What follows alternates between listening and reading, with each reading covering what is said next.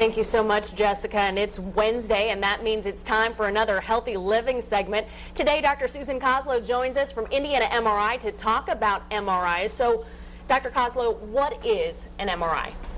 The letters stand for magnetic resonance imaging, and the MRI machine is basically a very big magnet. It's big enough that a patient can lay inside. It's got an antenna in it that sends out radio waves like a radio station does. Okay. The radio waves react with the patient and make protons resonate, and the patient sends radio waves back to the antenna.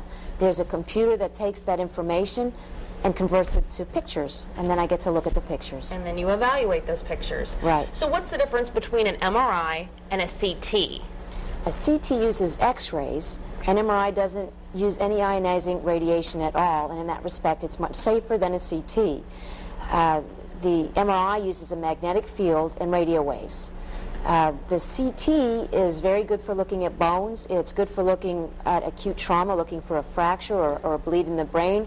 It's good at looking at the lungs, or if you have belly pain. The MRI is better for looking at soft tissues like the brain and the nerves, so we do a lot of MRI of the head and the spine. The MRI is excellent, the best test for looking at muscles, tendons, ligaments. So if there's a knee injury, hip injury, joints, MRI is the best test for that. If someone's prescribed an MRI anthrogram, what does that mean? There's a special dye made for the MRI, and sometimes we'll use that in the joint itself, and what that will do is it will leak out of the joint if there's a tear in the capsule, a tear in the ligament, a tear in the tendon, and that way the surgeon who needs that information will know exactly what to repair. And how about an MRI angiogram? An MRI angiogram is a special study looking at the blood vessels, and that can be done with the dye or without. Okay. Painful process? Not at all. No. Very easy to do.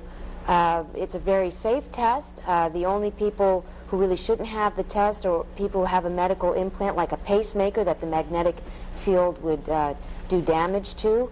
Otherwise, it's very safe.